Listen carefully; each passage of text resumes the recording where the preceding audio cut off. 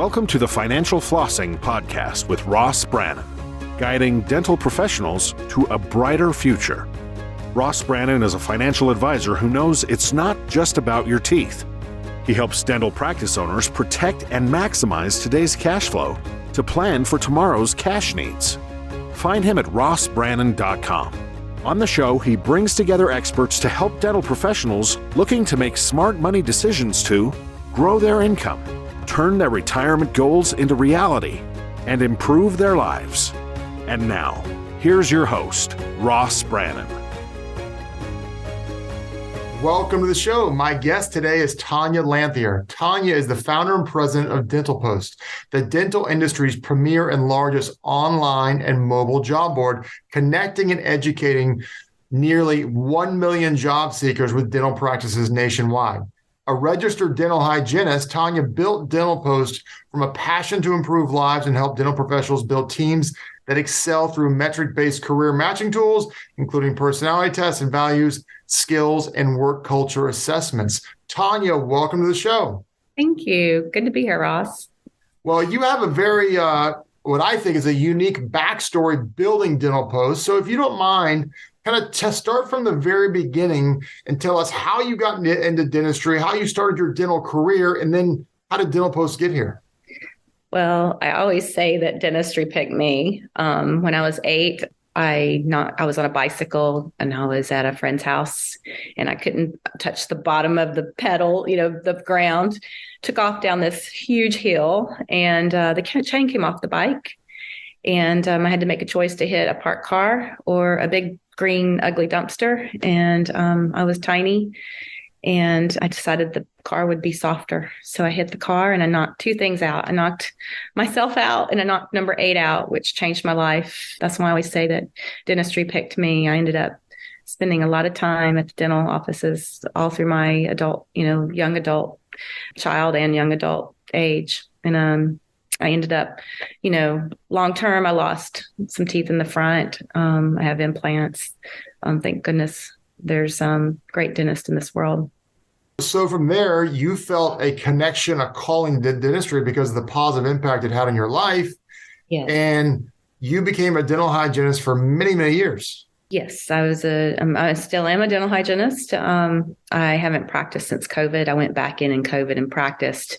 I stopped practicing about 4.5 years ago. But as I grew a company, I dwindled my days down, where I could manage things with the kids, my twin girls and the company. But the team when I was little was so good to me. I decided that's what I wanted to do.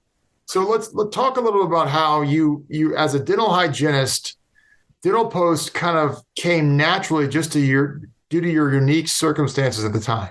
Well, there's a lot that I hadn't told you, but I did. My mother had suffered from OCD, and she gave me a gift to see people and understand people more clearly. And I think with that, and I come from my other side of the family, my dad's side were entrepreneurs, and I saw them take care of family and community. My grandfather was fire chief for 39 years, and my great-grandfather was fire chief, and they ran a heating and air business to take care of people. So my, I think, natural inclination is to just want to take care of the community and what needs to be done. So as you were going through some personal challenges as a dental hygienist, you had to kind of have the flexibility, and you were kind of a contract hygienist working for a lot of different offices. Talk about that evolution. Sure. And that experience of what ended up happening out of there.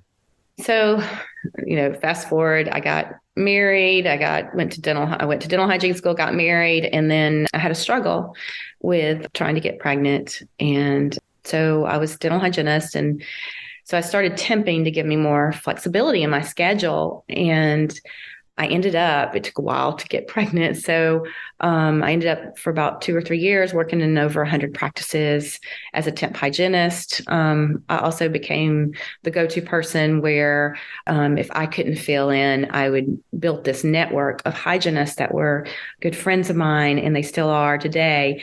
And we took really good care of each other. But in doing this, I got to see offices that were great, and they had wonderful leaders, and I got to see offices that didn't. And, it trickled down always to the patient care when I saw that. But what it did was I decided that nobody was communicating, and the paper was $500 to post 10 words for a weekend ad for 2 or 3 days. And the dentist would complain about it all the time. And I'd go to that ad and look for the openings. And so I thought, I can change this. I throw up a website. I'll market them to go to the website, and then they can find each other. And then I'll market the chicken and the egg at the same time, the hygienists, the front office dental assistants, where they could put up those jobs. And the dentist loved it so much. It just took off from there. And I went down to the Hinman Dental Convention Center, and I gave out flyers, and I hired a lot of my friends, gave them $20 to give out 100 flyers at the door when people were coming out of the classes, and look and say the certain thing to the doctors. Have you ever hired the wrong person? Do you need temp work? Or if you're looking to fill in or looking for a new job, that was to the job seekers. So I trained them to do just a few little things to help me give out flyers in a massive short time period. And so this is like 2004 or 5-ish. Is that about right? This is 2004. 2004. It was 2005. I launched in January 2005. So it was March of 2005. Which, of course, we sit back and we think, oh, that, that's like pre-social media and all that stuff. So we're all on the internet, but we're nowhere. The iPhone was 2007. So we don't even realize how much more we're on the internet now than we were then. But this starts taking off because, as you said, this is back in the days of newspapers. Classified ads were outrageous, and it just wasn't economical. And you create a win-win solution, a one-stop shopping place for everybody. Yeah, it was so new that people would call me and ask me, they're like, do I have to look up this doctor's name on the computer? Because it would have them, that had lines with their names in it. And they would call me to ask me if they need to look them up. I said, no, you just click on it. It's got all the information underneath it. You can call them that way. So it was so brand new to people. They just didn't, it was early adoption. And then I think I really took off in 07, 08 is when I started doing social media with it as well. And I did my own social media for a long time. And of course, social media has changed tremendously since then. And then I'd hire a digital company, and then it just grew from there. So this, started 17 years ago, and, it starts growing and growing and growing. And what has been the response? So it's a win for the doctors. It's a win for the hygienists, but who do you get more feedback from? Who likes it more? The doctors or the hygienists, or is it just they both love it? I'll tell you, it depends on the supply and demand of where things fall in the economy. So, everybody likes it, but right now the dentists are having a hard time hiring. And, when there's, not enough jobs, it flips back the other way. So it ebb and flows depending on the supply. Now, is the rate based on market rate, or is it like, hey, I'm willing to pay this much and that's the rate you get if you come here? I don't negotiate the contracts. That's between the doctors and the employees. I do a flat fee. I don't, and it's also, it functioned as a SaaS business, but I just charge fee for service. I believe, 30-day posting, or you buy the resume database, and then we have matching where you would match up with a matching algorithm too. And so you're in Atlanta. You started in Atlanta. When did you expand beyond Atlanta to Southeast and then nationwide? Oh gosh, I think I went to Florida first. And I tried to market Miami, and that was my learning curve because Miami had a lot of snowbirds, and I thought, and it had what I call the pseudo population. It was one of my first learning. The seasonal population. Yes. And I thought, oh, look at the population here. It's growing. What I did find, there's a lot of people that kind of come in there that were half there. It's changed now from when I first marketed it. But that was my first learning curve. But I can't remember exactly when I started to expand. At first, I did different job boards before I expanded into other states, which I think I did it backwards. I thought, okay, I'll license the software. I'll do salon post. I'll do therapy post. a nursing post, and I went into all these other industries.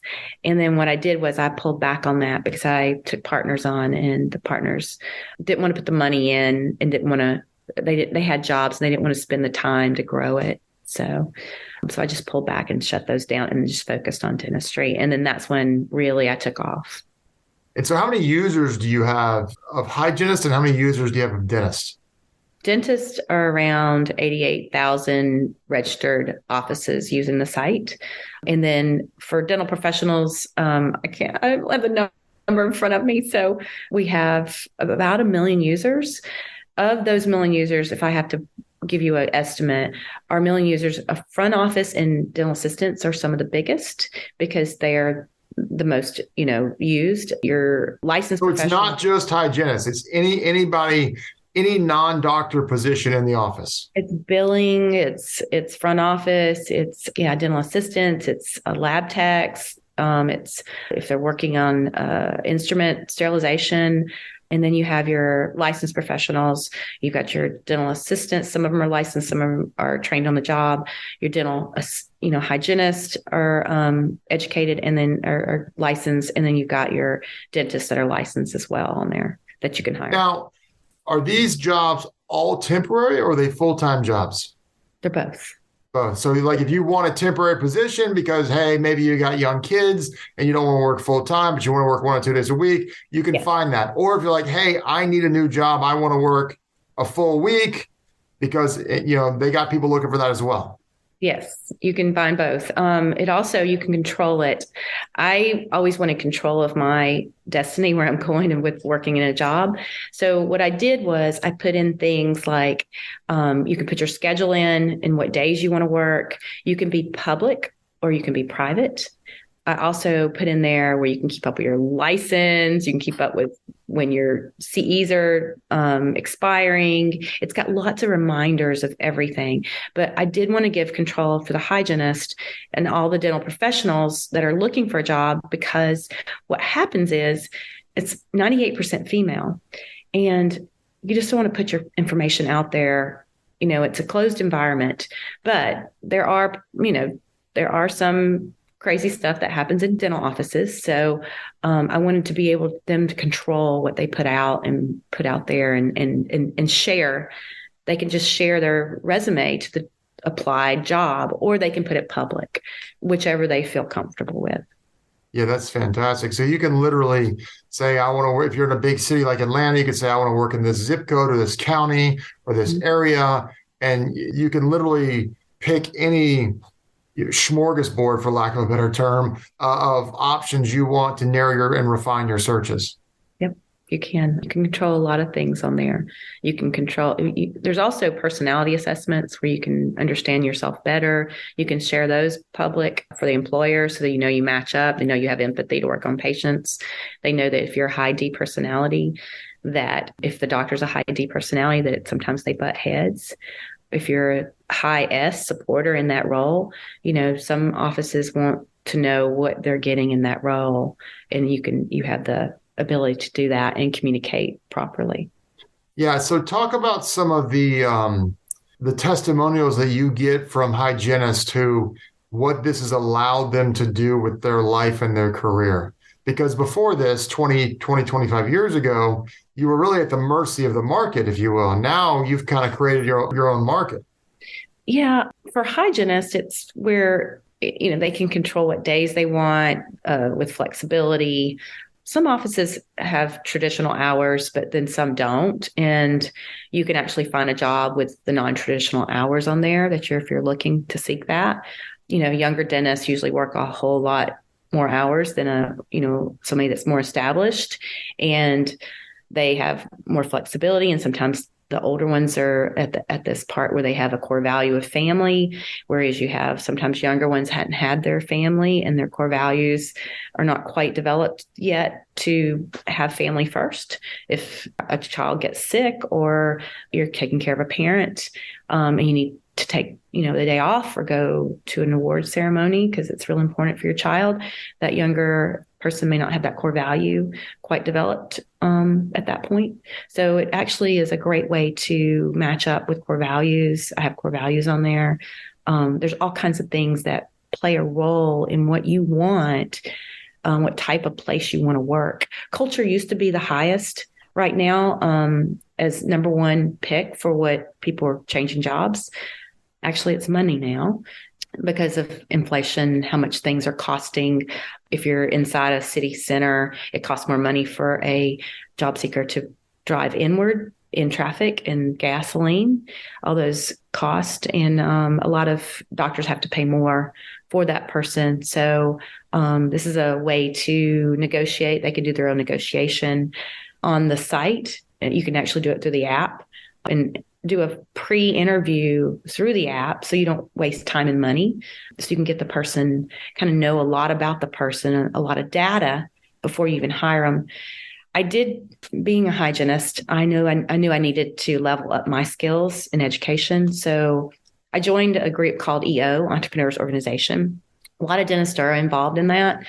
But it's weird. They gave me an opportunity to go to London Business School and get a certificate, or MIT. I did an MIT program for 3 years, and then I'm returned to the master's program.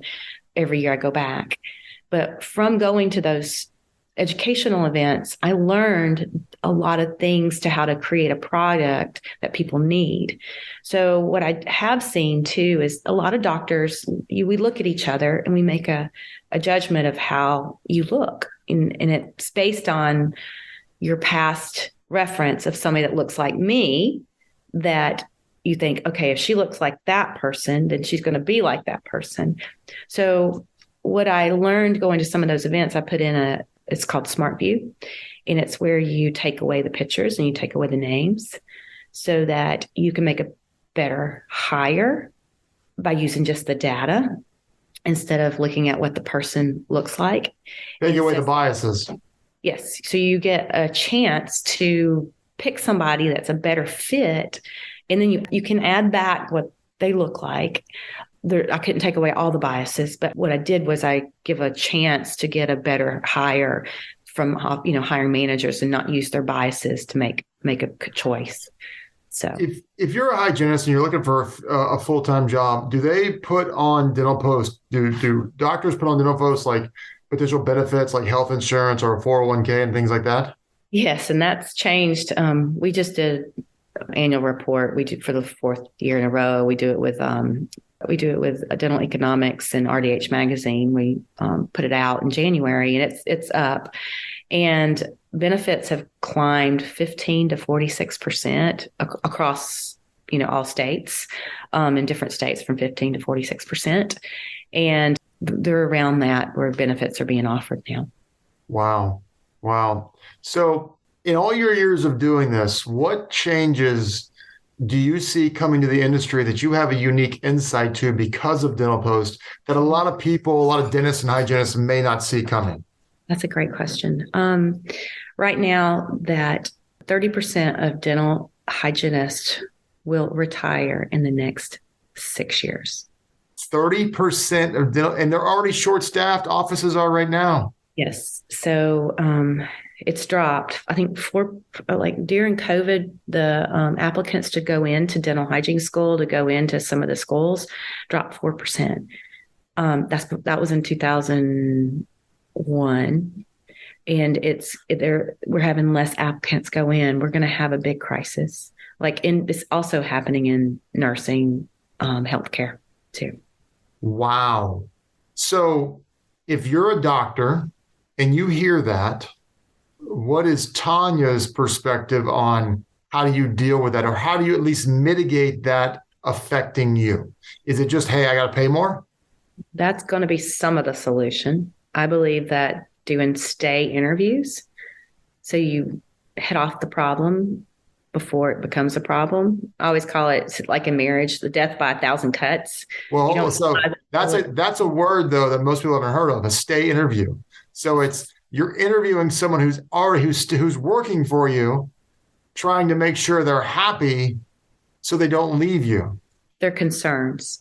And then I always like this, is you tie back what they want back to what your goals are of your company.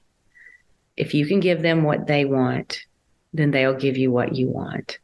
But you have to really get real about what they want. Is it something fun for their family? Is it take them on vacation? Is it they want to achieve goals? You got to find out what their goals are. Is it to buy a new home? Is it to buy a car? Is it to go to college, send their kids to college? What do they care about? I think those are going to be some of the really, the smart people will figure that out and figure out how to help the people that work for them get what they want as well. And they'll be loyal. I think they'll be more loyal to the practice. That is really, really good insight right there. Do you see any other trends happening that people may not be aware of? Let's see. Trying to think. It's more of just people are having a hard time. And I did see where in our numbers and in the national average that pay has not gone up on the national average. It's still below the national average for the dental community. So, yeah, I've heard stories of hygienists leaving because of, pay issues and going to other offices because of pay issues or lack of benefits and things of that nature. So I do think that's going to be a big deal based on what's going on in the market. And it's still lagging behind inflation too. I think we're at 7% or close to 8. Yeah. 8. So, but yeah, I mean, it's real. Go to the store, go to the grocery store, and for sure it's real. People are feeling the effect, especially somebody that's on a dental assistant they're a single female. It has a family or has children that they feel that effect. It's a rippling effect for them. Absolutely. So as we wind down here, are there any questions that I didn't ask you that I should have asked you? Any topics that we didn't discuss that we should discuss? I just think that the employers are going to have to be really aware of what's important to the employee because the supply and demand has shifted and we have inflation and pulling on that on both sides. What we did see is that doctors didn't get a raise. They actually took care of their employees in this last survey we did. Here, I've also got the 3 leading reasons for changing jobs. So it's high pay, positive work culture, and location for everybody, right? And if you're in a big city, location is probably one of the biggest drivers because you don't have to sit in traffic for however long. Yeah. It depends on the city because every transportation network is different. Right. Absolutely. Yeah. So, well, Tonya, I really appreciate your time today. This has been an absolutely fascinating interview. I learned a lot today. So thank you so much for coming on. You're welcome, Ross. It's nice to be here. Sorry, I have a cold today, but that's okay. You've been listening to the Financial Flossing Podcast with Ross Brannon. This has been another episode of Financial Flossing with Ross Brannon, guiding dental professionals to a brighter future. If you liked what you heard, consider subscribing wherever you listen to podcasts. For more on Ross Brannon, visit rossbrannon.com. This podcast is for informational purposes only. Guest speakers and their firms are not affiliated with or endorsed by PAS, Guardian, or North Florida Financial, and opinions stated are their own. External sites and materials are provided for your convenience in locating related information and services. Guardian, its subsidiaries, agents, and employees expressly disclaim any responsibility for and do not maintain, control, recommend, or endorse third-party sites, organizations, products, or services, and make no representation as to the completeness, suitability, or quality thereof. Ross is a registered representative and financial advisor of Park Avenue Securities, LLC, PAS. OSJ 3664 Coolidge Court, Tallahassee, Florida 32311, 850-562-9075. Security products and advisory services offered through PAS, member FINRA, SIPC. Financial representative of the Guardian Life Insurance Company of America, Guardian, New York, New York. PAS is a wholly owned subsidiary of Guardian. North Florida Financial is not an affiliate or subsidiary of PAS or Guardian. Arkansas Insurance License number 16139-032. California Insurance License number 0L10073. 2023-149563. Expires 125.